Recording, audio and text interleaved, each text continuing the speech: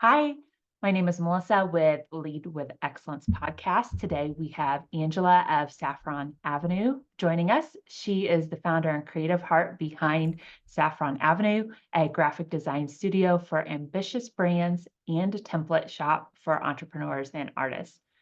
She has a love for designing with intention and connection and focuses on infusing strategy, sophistication, and handcrafted details into each brand, website, and product.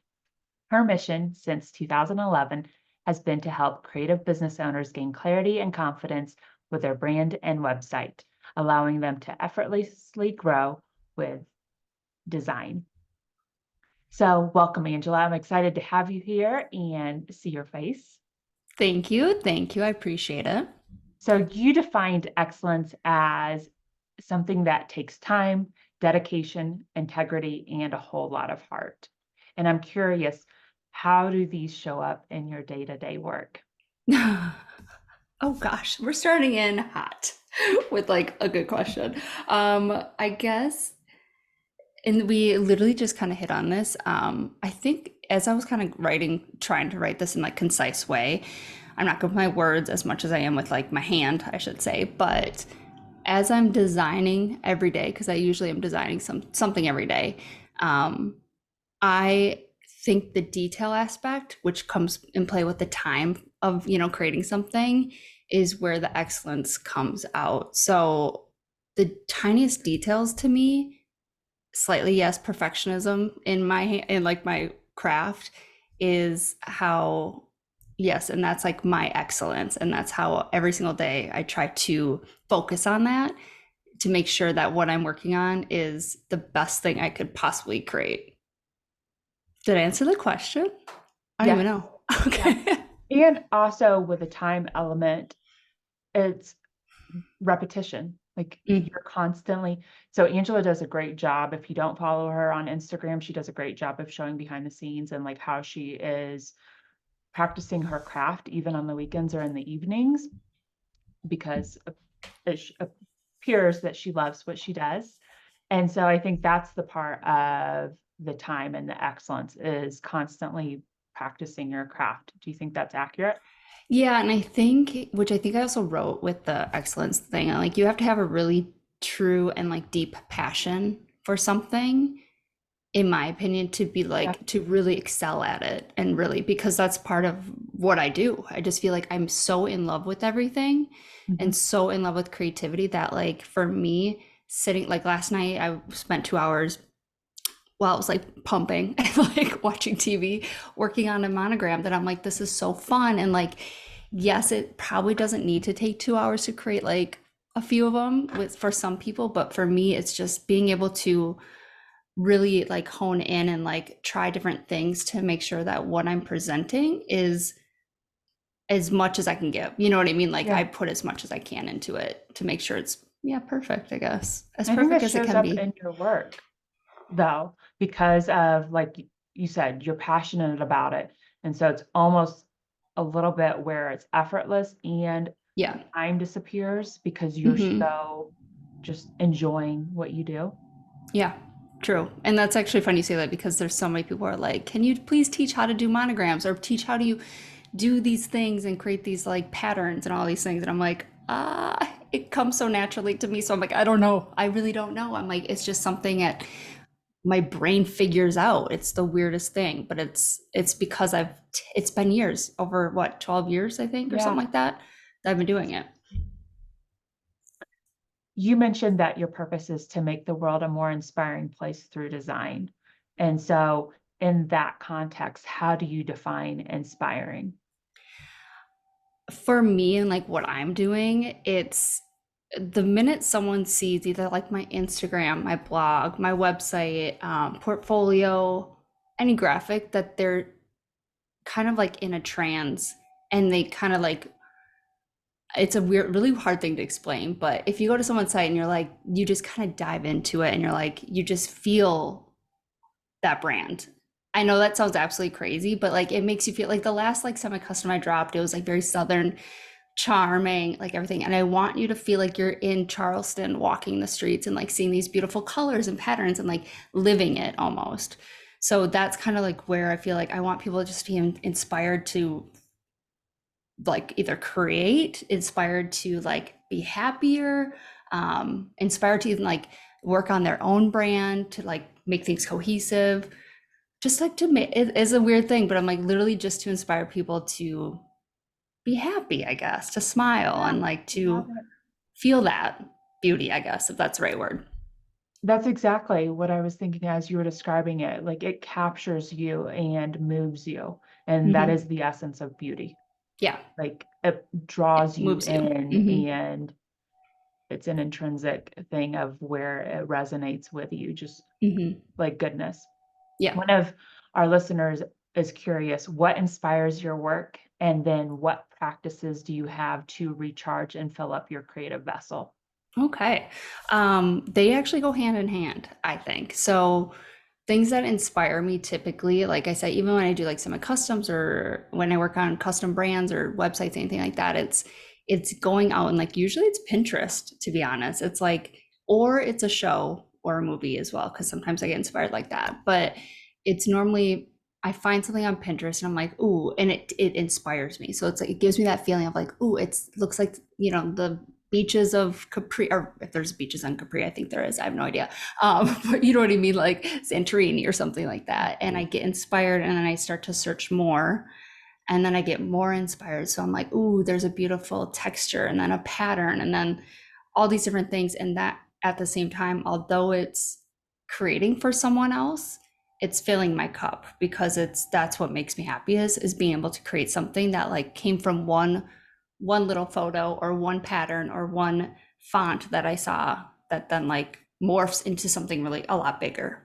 I So that's love why I feel like when I actually work on some of my brands for custom projects, I will watch a show or movie that aligns with it. So if there's like one that's like very traditional and like classic, it might be like Bridgerton. And like I'll listen to playlists that align with the style too, just like get me in the mode. Oh, I love that. That's Hmm. awesome. It's really good. You mentioned Pinterest, and across the course of social media, we've noticed that design has become homogenized. Hmm. And you mentioned again that you believe in designing from the heart and to constantly strive to make each project independent from each Hmm. other with handcrafted elements, which disclaimer, Angela did mine. And so Yeah. that I Biased. love that handcrafted element component of it because it truly makes it unique. And so I'm curious, with design being homogenized and us seeing just so many Mhm. similarities across social media platforms, and how do you protect your heart so you're able to deliver unique design elements at a high level? I think the first thing is like I know, and most people know, like you never truly create an original idea.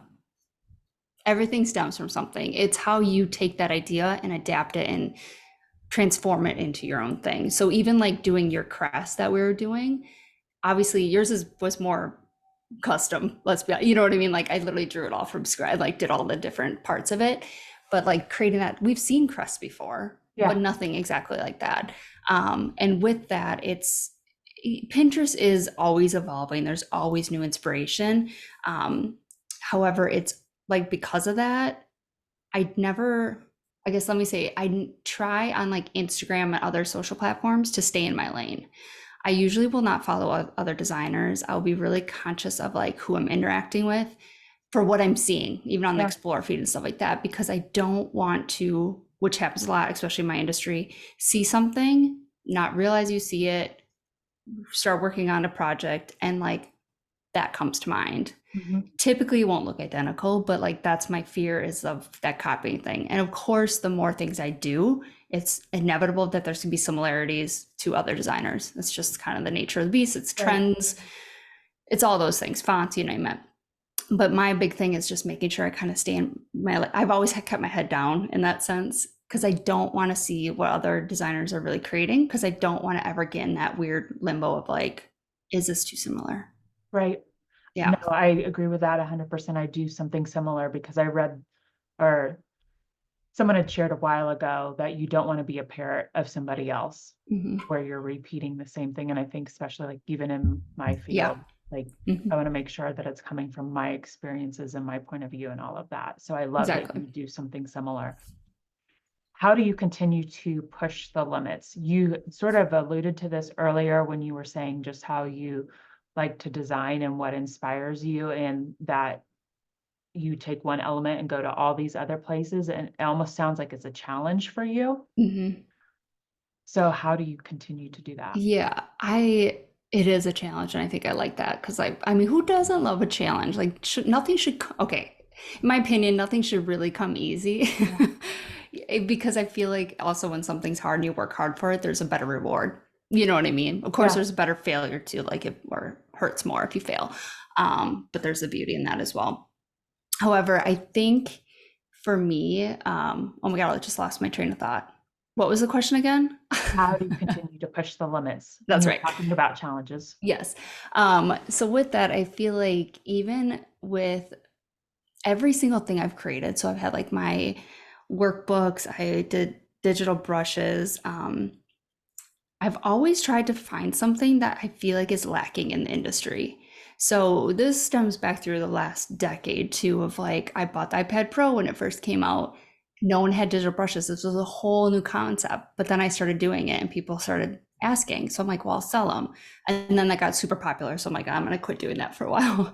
And then I saw wax seals were making a comeback, but I'm like, let me try to see if they'll put my calligraphy on it and monograms. And then they did that, and now they've grown significantly and collaborated. Then I'm like, I'm done with that. What's next? So I feel like I'm Love that. always trying to like figure out what the next thing is. And even with these semi-custom brands, that is not a new that's a new service per se or an idea, but how I approach it, I did it differently in the sense like, well, I'm gonna not just tweak it. I'm going to actually customize it based on their Right. homework, but I'm also going to provide them with this whole like look and layout of like what it could look with graphics and imagery and patterns and all the things. And even more so because I'm seeing a lot of people do that now, I'm like, what can I do next? And now I'm trying to teach myself how to use AI. So now I can actually create custom images, stock images that they can use that is custom to them. So it's like, I'm going to keep trying, and then who knows what the next thing's going to be? I might Right. just give up on semi customs and do something next. I don't know.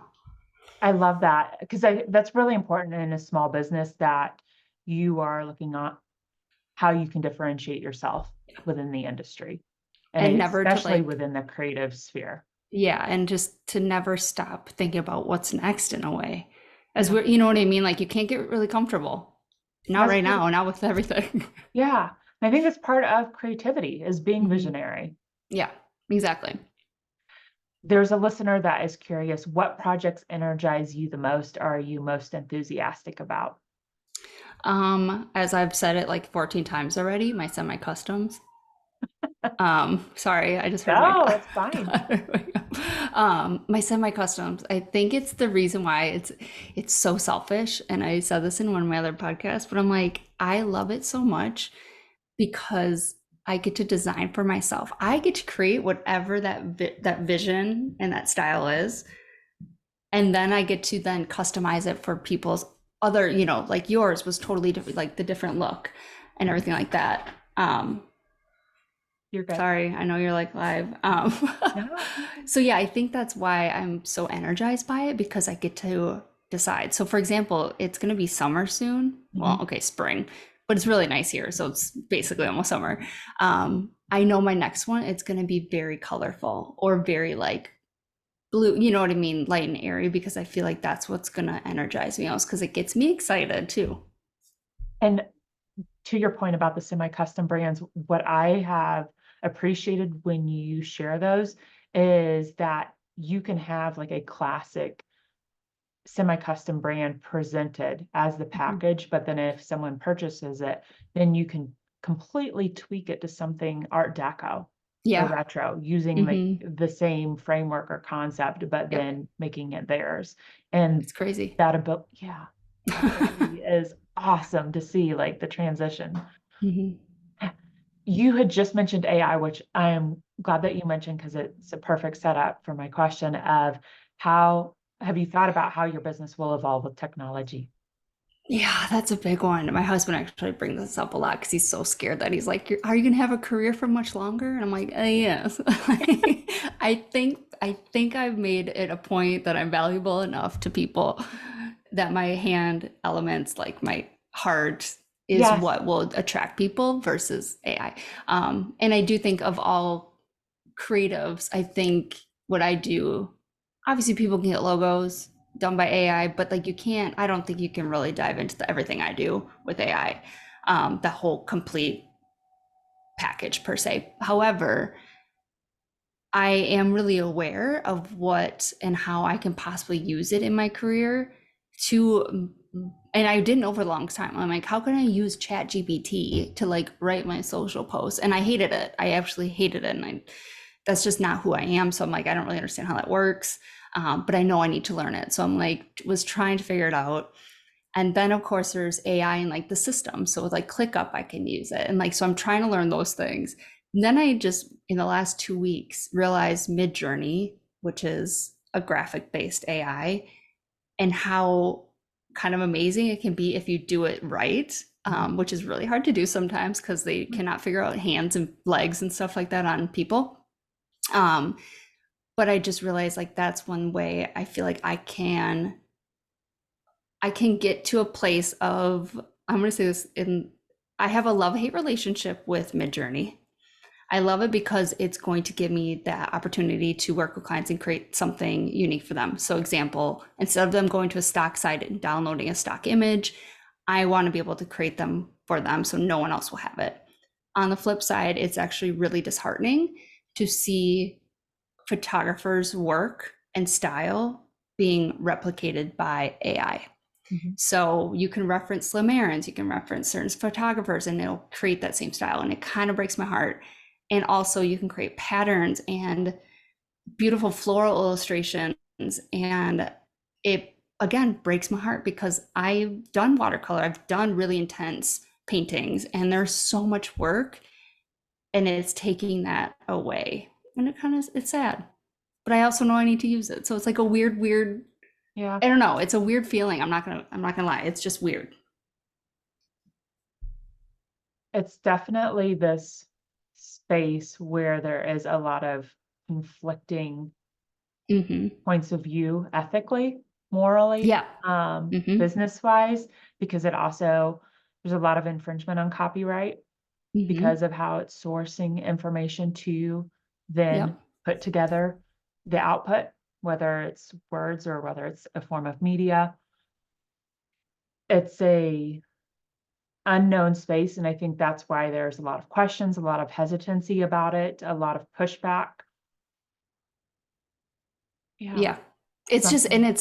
and that's kind of also why I'm like, I'm not trying to spend too much time. You know what I mean? Like, Right. I want to be very conscious of like, and not depend. Like, that's one thing I will never depend on Midjourney. I will never give up being able to draw and write and create myself because of that, because there is a point of me, and that's like one thing which I say, I think here's where the heart kind of comes into play, is Yeah. typically, and this is where like I've kind of gone back and forth, back and forth. I have a lot of fun with Midjourney, but at the same time, there's a piece of my heart that's like, is this like, this is kind of strange, but it's also, I need to evolve at the same time and understand technology is evolving, and maybe this is the direction that we're all taking. Yeah, I don't know. It's really hard to explain. It's just it's a weird space we're in, to be honest, with AI. Because I also know, mind you, I work in InDesign or like Adobe, so I Mm. use Illustrator and all those things, and they are tracking my strokes. They are recording and they're watching how I create patterns and brands and all these things, and they are using it for that purpose. And I Yeah. know that because it came up about a year and a half or 2 years ago that to allow it, and Mhm. we can turn it off. And I, at the same time, like, you know what? That's just like the nature of the beast. Like, I can't stop it. I don't think me not doing, I don't know. There's just, I'm like, it is what it is. I'm going to keep my head down. I'm going to keep doing what I know and keep moving forward. I think that's one of the things where each individual and each business has to decide what's important for them in regards to like Hmm. their values and what they want to protect, how they want to differentiate themselves. Yep. I think it's easy to get sucked into what's popular. There's always, especially I think with Oh yeah. technology, FOMO is more prevalent than ever because you have a quicker opportunity to see what everybody else is doing. Yeah. And so you really have to understand yourself and what you want and have a strong sense of regardless of how the tide is moving, Yeah, true. especially in business, because I mean, you, you do want part of making money is creating what the market wants, but also part of making money is differentiating yourself, Yeah. Well, and staying true to like yourself. that dance. Yeah. Yep, I believe it. So I want to touch on website design because that's another element of your business, to show it templates and the user experience. I think that a little bit ties into what we're talking about because it's easy for other people to make templates as well. Not the same templates or the same design, but again, it's something that can be commoditized. hmm So asking questions from a business owner's point of view, how often should a business update their website? I mean, for sure yearly in terms of like the simple edits. You know what I mean? Yeah. Like those updates. Um, even for example, okay, so let me backtrack. I'm actually, I think you said this is coming out next week, but the week after there's this collaboration I've been talking about. And we'll just say, you know, people will probably listen to this even after this collaboration goes live. I'm actually moving my templates to Northfolk, which is another designer or design company who has a ton of show website templates, just like I do. So I'm actually going to be launching 2 new ones and moving it over there. Um, and the reason why is because I just don't have the bandwidth to do all the back end work, all the things. And because I want to be able to focus more on like customizing templates for other businesses for that reason of like, because I know it's so important to be updating a website and to make it just a little bit more unique for your brand and your business than when, you know, especially if you buy just a template, you want it to switch it up. Right. So that was kind of like a twofold thing. But basically, I always recommend that you go at least once a year and go through your site and update it because you'd be surprised. I mean, even since your brand, I'm sure things have changed even within the brand, within the business, things change. Right. And that's okay. And it's totally fine to like adapt and evolve and all those things. However, you want to make sure that's reflected on your website as well. So what are the small things then that someone can do to keep it fresh? Because I think So, what your point a little bit that you're alluding to is like so many websites, and I see it myself, are static. yeah. And really because they are a virtual storefront or a virtual office for a small business, they can hmm be considered dynamic and constantly. Yeah. Yeah. I mean, I honestly think, in my opinion, I love blogs. I think I will always have a love for blogs because, again, you own the space. I think we might have talked about this a little bit. Everyone's pushing email newsletters, right? Like, get people on your list, which is so true because you own that email list. Yes.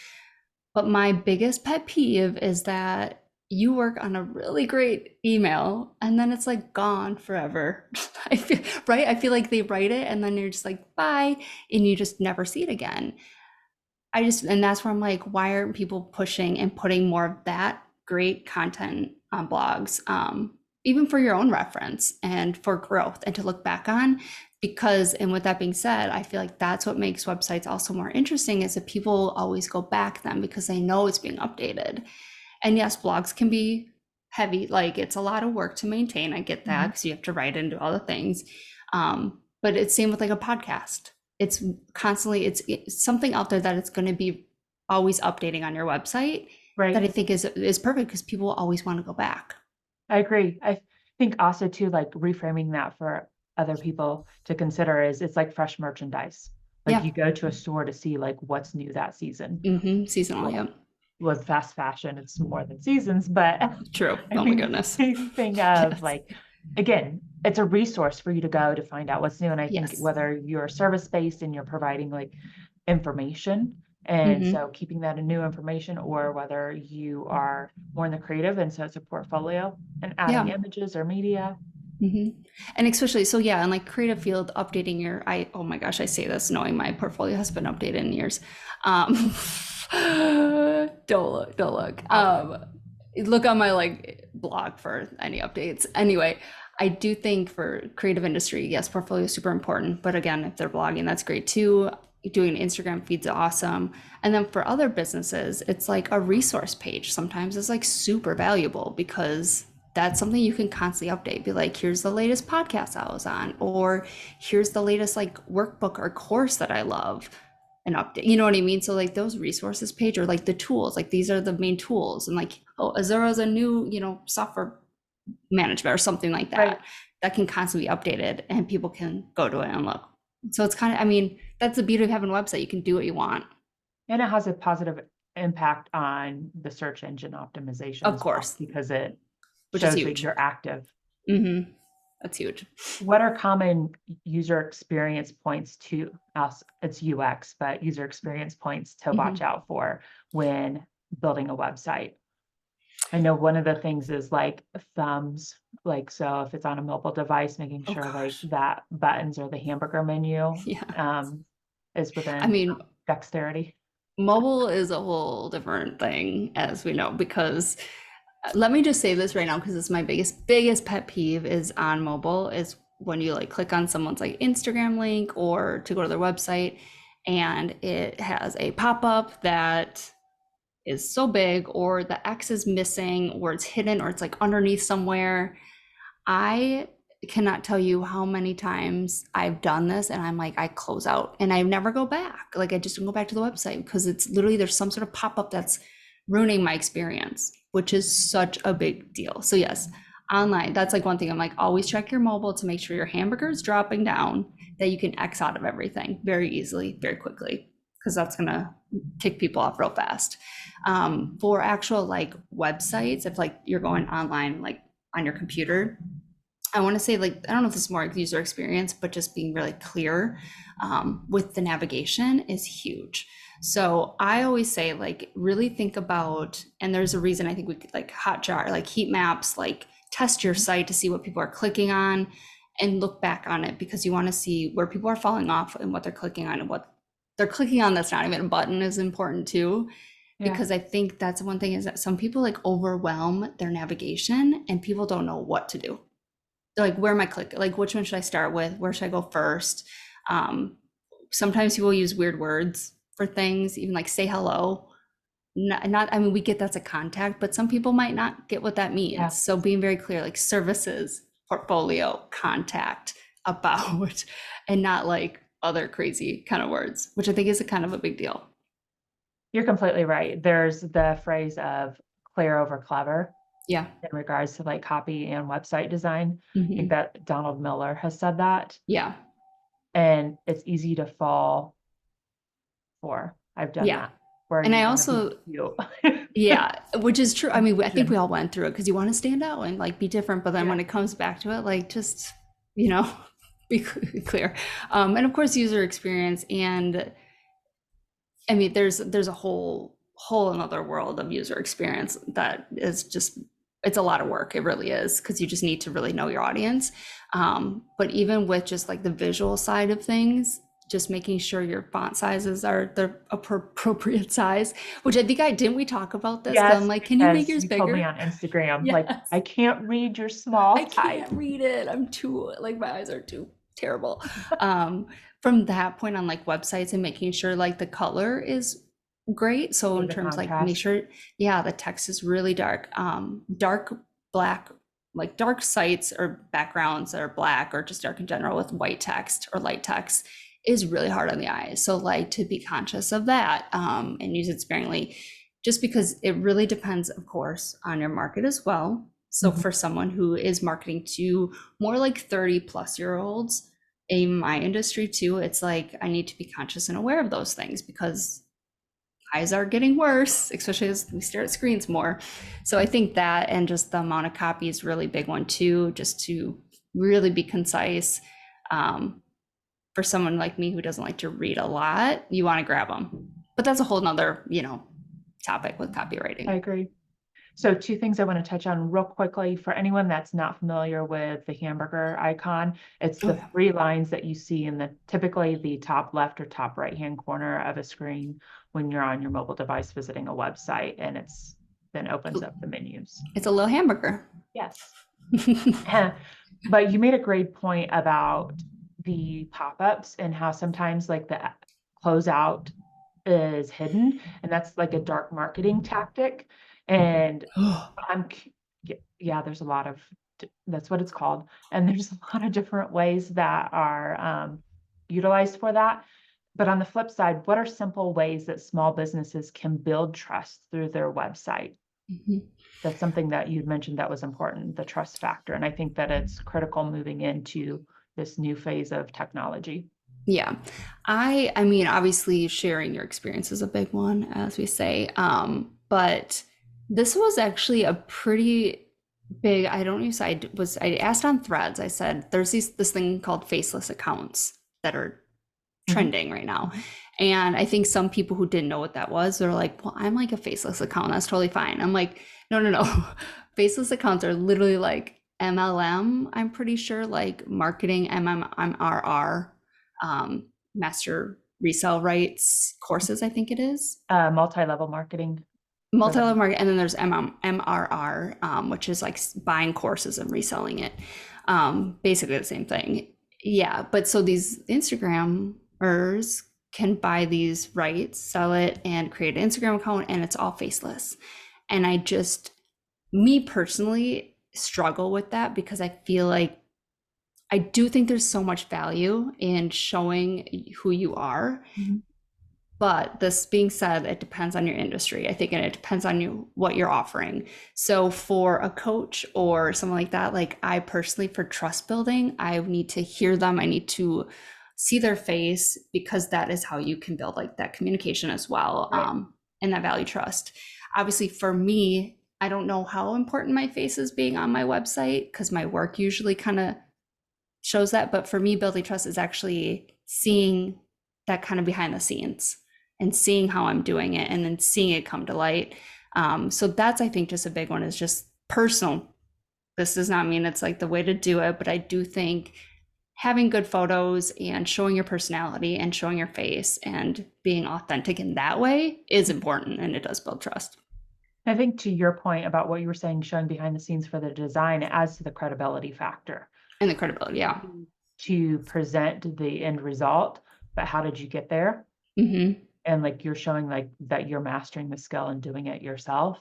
Yep. And so that creates an attachment level if you're looking to buy a service Yeah. because you're seeing that investment. And I think there's like a part of trust too. And I mean, it goes beyond obviously just a website, of course, but it is a big thing even for me, for buying in general, for buyers, for of course, anything like that is hearing what other people say. As we know, that people love a good like review and testimonial. How much can you trust it? And to Right. be honest, that's for me, and what I've done in the past is reach out to actual people. So I think there is a value to have actual testimonials on a website because, again, I shared this. I reached out to a marketing company and so they can do my social media. And they had testimonials on there. So I'm like, sweet, I'm going to reach out to them. Yes, ma'am. And I did. And one of them was actually one of my past semi-custom clients. So I'm like, this is easy. I could just ask them. And they didn't give me the best response about their experience. So I'm like, wow. I'm like, okay. So like okay, it did hurt their business to having on there. So make sure if you're putting them, make sure that you're doing a good job and actually putting on good testimonials. But that actually, I think, is the biggest trust building thing is hearing from other people's experience and seeing what they're saying in the comments on Instagram and seeing how they're responding to podcasts and all those things is a big marker for trust. I love that you mentioned also reading the comments on the social media platforms because that's a tell. I do the same for Uh-huh. retail, is to see like what Oh people are yeah. saying in the comments and then also how the business is responding, Yep. because Hmm. that's Those also go hand in another hand. indicator of ownership and ownership from the company and making it right. Hmm. And then like, because I think I would like to believe that most of us can decipher between people that are just complaining and trolling and Yes, those that have versus genuine bad experiences. It's a wild west out there sometimes. it really is. I'm curious though, It, you were talking about like the testimonials and different people have different points of view on using testimonials. And I think mhm. obviously it really depends on your business model and who your ideal client is and what your offer is. But how do you get like the best testimonials that would be of high value and also be more inclined to help convert someone that's Yeah. interested? I mean, for me personally, and what I do is with like my semi-custom, my template customizations, my past clients is sending them after we wrap the project, is sending them a really quick, questionnaire of share your experience, be as detailed as or not detailed as you Mhm. want. It's completely up to you. Don't even fill it out if you don't want to. Like I never want to pressure it because I Right. don't if they but my biggest thing is on that is sharing, or I think my bottom one's like, is there something I can improve on in the process and experience? Nothing will hurt my feelings. Like if it's, and a lot of times, which I need to work on, I know a lot of them say, I wish we had like a video call before hopping on. I'm like, ugh, because I just don't like doing video calls. But I'm like, if it makes them more comfortable and trust the process, that's like one thing. So I always do that. So give a review if you want, but also share some good feedback because it only makes the future, customers experience and clients experience better. And with that, I always mark like, are you okay with me sharing your testimonial? And those are the ones, obviously, the ones who are really like up for it. It does. I mean, it's easy enough for me to be able to share that and show like this is really what they said. But yes, you definitely also have to get approval from them to share because that could be iffy because you I never agree. know. Because Those sometimes falls people, under ethics. yeah, there's a lot of ethics behind sharing testimonials. I like the part that you ask for feedback because I think that's critical to the growth of the business. Hmm. And a lot of people don't feel comfortable sharing it, especially in business to business arena where like people are so hesitant to share constructive feedback because Yeah. they're afraid of backlash or whatever the Hmm. case may be. But it's the only way that we grow. And I think Exactly. putting yourself out there is super helpful. Hmm. And I've told people I'd prefer you give me a 9 than a 10, like Oh at least yeah. Yeah, I agree. I want to know like helpful What? things. Yes, Don't exactly. sugarcoat. Hmm. One of the biggest challenges of creative work is the ability to deliver a client's creative vision. And part of that is because what they have in their head may not be able to be communicated. So, along this way, how do you determine one if you and the client are an ideal fit? Okay, so this is 12 years of experience of why I like get red flags. And I think I have one right now that was like, ooh, this could be a little tough. The biggest red flag for me, because I asked this in my inquiry form, is if you've ever worked with another designer, and if so, how was your experience? Because again, they won't say the designer, which is fine, Yeah. but they will share what happened usually, or like, yes, I have worked with one, and here's what they just didn't hit the nail on the head. Um, Usually, then I want to dig a little deeper and be like, well, what was that disconnect with the designer? Like, what was it? Were you just not giving them the right information? Where maybe their process wasn't, more in depth, or all these things. Um, if someone just says they just didn't get along or something, that's red flag number one. So then I got to dig deeper.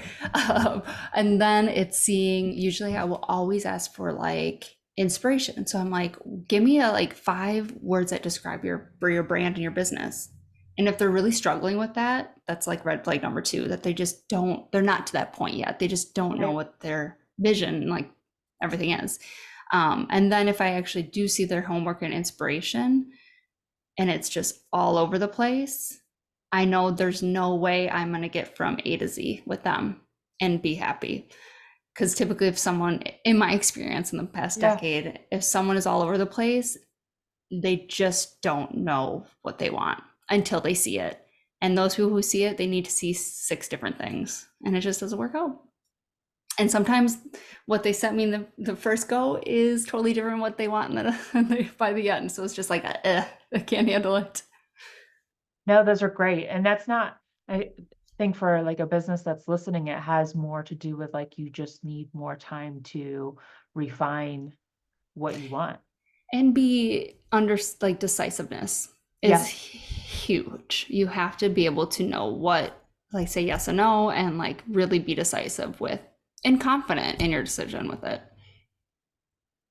that could lead into a whole nother segment of I whether know. it's yourself or whether it's a group project. Oh yes, I know, and I think I hit on that actually with the like the leadership, right? I think when I like describe what leadership is, I feel like you have to be very Yeah, decisive and like, yes. yeah. And I think because we're talking about it a little bit, so in regards to like, I'll speak from my own experience. Like when I first started my business, I had good intentions, but there was a lot left to be discovered. And honestly, um, a lot of that just comes from doing the work, like getting out there and figuring out what works and what doesn't work. And along the way, like you then realize what you do and don't like, but that only happens when you put yourself out there. Hmm. And so that's why I say like time and experience are really critical in helping you just figure that out. But I think to Angela's point, like about being decisive, if you're the type of individual that is constantly seeking validation or affirmation from other people, that robs you of your own self-confidence because it Hmm. doesn't allow you the ability to stand strong in your beliefs, whether they're right or wrong, and to have a solid self and solid And sense of put yourself out identity. there. Hmm. Yeah. And Completely. so like keeping that in mind, like that all plays into then the brand and And figuring out what you want. I think you kind of hit on it too. There's been some people like businesses who've come to me and they're like, I'm just starting this business and I want to do a full brand and do all these things. And I will always turn them down because that first year or two of a new business is the most. I mean, you start with one idea and by a year later you're like you start to realize that's not really what I like to do, or that's not really what I'm loving, or whatever it is, and it starts to shift. And I've seen people make the mistake of going full into a brand. Now I say this, it depends on the business, because there are some out there who literally do all the research, do all the things, and they're creating like an app or so, you know what I mean? Like those Right. really big ones. Um, in terms of like, if it's like a photographer like wants to do senior portraits or something, a year from now, they might actually shift to just want to be in education or something, you know what I mean? So investing in a $8,000 to $10,000 brand, I just don't recommend it. And I know some designers don't appreciate hearing that, but that's just my opinion. No, And that's another reason why I love semi-customs, because I feel like it gives them still that brand, that vision, that direction, without having to invest all of that into it because they know it potentially could change. completely. Because I think that's getting the cart in front of the horse because you're Yeah, trying to present a polished brand, which is helpful. But if you and don't crucial. have a Hmm. polished offering, then Yeah, it doesn't matter how polished the brand is exactly. because Hmm. the offering isn't there. It doesn't have the market fit. Yeah, And so you exactly. really have to figure that part out first. It's all the very can be very deceiving as Yeah. well. And I think that's goes to business ethics and underscores like trust that you're Yep. building with people is Hmm. not taking it just because you can, but taking it because it's a right fit. Hmm. And that really helps with managing client expectations. And I think you're setting both of you up for success in that Yes. way. Yep. And that's huge. The expectations is, I feel like that's the biggest thing. You really have to manage it. How do you respond when clients aren't intentional with their prep work? Either not enough detail, lack of depth in their answers, or they are rushed to answer. I mean, when it comes to their homework, it's obviously if they're not filling it out in depth, I will go back and say, try harder. You gotta do better for me. And I give them reason. I said, if you don't, I'm not able to produce and create what I need to do for, you know what I mean? Like what you really want and need, because they're just not giving me enough information. Especially if it comes to like sourcing the inspiration for me. If there's only like 30 things on there, I'm like, that's not enough. I'm like, I need to really get into it and see what the repetition. So even on Pinterest, if I see a ton of pins, I start to pick up on repetition on certain elements. Mhm. And even though they don't see it, I'll see it. And for example, I was just talking to a client who I'll be working with next month. And in her homework, she gave me that she very quickly, within like a sentence, she referenced that her grandma is from Italy or France, I think it was. And she loves that nod to like, that culture. And so when we're on the phone, I said, when you're pinning, I would love to maybe incorporate something that resonates with your grandma. Is it a vintage plate, a pattern, something, a scarf, like perfume, the design, like think about those things because it gets them thinking. She never even like thought that was even going to be important, but to come to find out that is actually a really important detail. And that all comes with homework and digging in and taking the time. And Mhm. I mean, anytime, I feel like if you have passion for something, you should be okay with spending the time to make sure all your ideas are flushed out and on the Yeah. paper and good to go. I love that element so much because it ties everything together. But I think the two most important things that stand out with that story that you just told is one, the heart behind it. Like it's something that's very unique to the business owner and Mm-hmm. really resonates with them on a deeply personal level. But then outward facing, that's what differentiates themselves from other brands. Mm-hmm. And it also differentiates themselves in this technology stage Yes. that we're in now with AI. Like AI wouldn't know to pick up on that clue to then include that as Into part of the everything. story, because Mm-hmm. that's something that you only get through that engagement and because of your Yeah. experience to know to ask. And that's Yeah. part of the storytelling. So And the I just personal. want to Mhm. emphasize that. Love it. And we'll see what it turns out. I don't know what that means. Yeah. Sometimes I just have this idea and I'm like, we'll see if this works. Like, that'd be really cool. But we never know.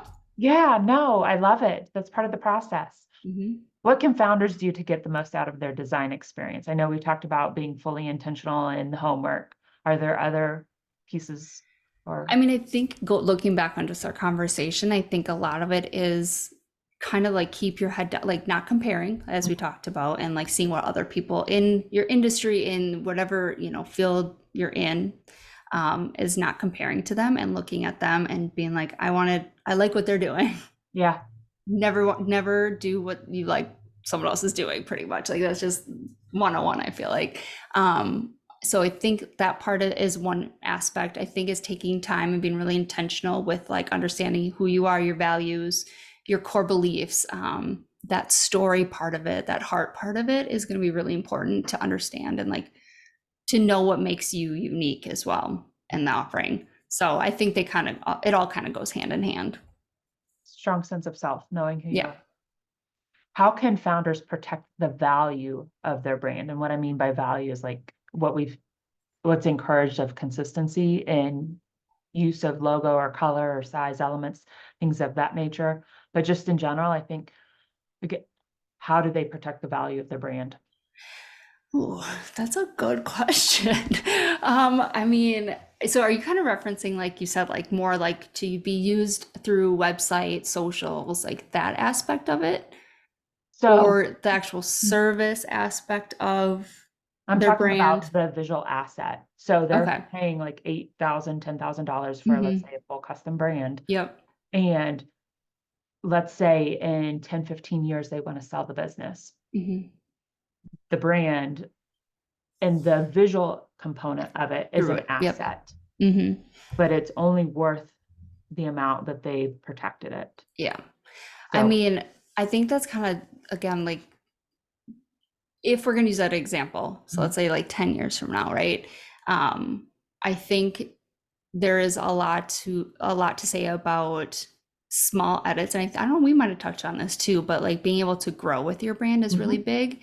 So making sure that even my big thing, I think it's important to never or to not change your logo a lot. I mean, that's just like, again, a Brand one-on-one thing. consistency. But I do think it's okay to make tweaks to it. And I think evolution and growth require updates. So, for example, if it is a brand for 10 years, I do think it's important to make those small tweaks and edits based on your growth. So if that is, for example, the visual side of it, it is making sure that your imagery, your brand photos are in line with it And maybe your photos from 3 years ago are not the same as what they would be now. Even in my own business, like they've changed drastically in the last 10 years. So that keeps the value, I think, increasing too, and like steady. Is just making sure you are okay with some of that growth. The other part of it is being intentional with what you're good at. So for example, if you're not good at taking what you have for like social media and the brand and like using it throughout social media, on your blog, podcast, website, there are people who are good at that you can hire. So I think that's really important, to know your strengths and to know, because that will just build and more or less make a more trustworthy brand, because it's cohesive and it's, you know what I mean, trustworthy. You know it when you see it, and it's not a hodgepodge of different fonts and different colors, because usually if you have a designer helping in those senses, that'll keep that value going.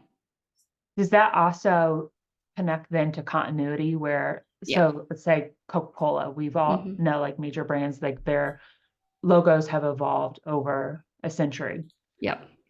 100 years. Yes. Yeah, probably. Yeah, right. But people can still easily recognize the brand. Mm-hmm. And I think the same thing, like with small businesses, like it's so easy to get enamored with new styles or Trend. new Mm-hmm. trends. Like, what's the continuity for your business? Exactly. And Like, that's a big part of understanding the personal side of your brand, and that the values and your core. If you look at my brand, well, if you look on like Instagram, so it's colorful because I will share all my obviously work, but on my website and stuff like that, and my own personal home style, anything like that is always very similar, because it kind of goes back to everything I've always been drawn towards growing up too. So the 50s and 60s, it has always been an inspiration to me my whole life, which is kind of crazy. And that plays into my brand, in always in a certain aspect. So I think it's always kind of going back to those core pieces and those core elements, keeping that alive in a sense, but still being able to evolve over time with trends, because it is important to keep up in a certain way. Obviously, don't go crazy and just change it all the time, because that's like the worst thing you can do. As hard as it is with all this inspiration out there, but I think it's important to keep that in mind. I love that. That's great. Final question. So I want to congratulate you on becoming a mother. Thank you. Your daughter will be one soon. Yep. And I'm curious for others, what boundaries have you put in place for clients or what boundaries have you put in place for clients now that you've become a mom? How is that transition? So it hasn't changed much. Okay. Yeah, I went into motherhood very, very, very nervous, that my job, my life, my career would change drastically, because that's what I heard. You know, I heard it's like your life will change forever, and like all these things. And I don't know if it's because I'm an older mother, you know, because I'm mid 30s, or because I always work from home. I have no idea what it is, but my actual lifestyle and my work ethic and like has not changed. I still love it just as much. I just have less time to do it. So in terms of boundaries per se, I mean, it's still pretty much the same, because like I said, I have my office door. I close it. My husband takes care of her during the day. I will nurse her when I need to. I'm still there. I'm still, you know, with her. But I think business is so important to me still too, that I just made sure that I'm really glad it didn't change. I think that's the biggest part. So I will pick up my computer at, you know, when she goes to bed at 7 and work till 9:30 if I have to, or if I want to. But I've always done that. So I don't think I really answered the question, because I feel like nothing's really changed. No, each person's story is unique to them. And Mhm. I think that's like the important thing is like there's no one way to be a mom or to build a family. And there's value in each person's Yeah. experience. And I do have to say too, I think 10 years ago, I think I would have had a totally different response to that, because 10 years ago, I was still emailing my clients on Sunday morning, you know, and I Yeah. was still really nervous about, you know, certain things. And in the past 5 years, probably, I've been okay with like, all right, you know, this is going to take me an extra day. I'm going to shoot them an email and let them know. like I'm just not done yet. And I don't know if I'm just lucky with my clients that they understand the creative process, that like I want a few more hours to work on it. And typically they love that. They're like, good, spend more time on it. So since having her, I guess that hasn't changed, because I'm still very open with my clients. I just make sure that I have those boundaries of emailing, is that's my biggest thing. And no texting. I've never been into that with my clients. I'm very weird with that, and prefer everything to be via email versus DMs. So, Same. yep. I think part of that too is like you've set, because of your tenure in business, that you've put a lot of processes in place that just Yeah. support where you're at right now. And so Yeah. that's why it's been an easier transition, which kudos to you. I know, thank goodness, right? That's why I said I couldn't have been a mother 10 years ago. I mean, I'd be less probably tired and have a lot more energy 10 years ago, but I wouldn't be where I'm at in business. So it all works out for a reason. It does. Well, I appreciate your time so much, Angela. Thank you for joining us on the Lead with Excellence podcast, and we look forward to seeing your work soon. Thank you.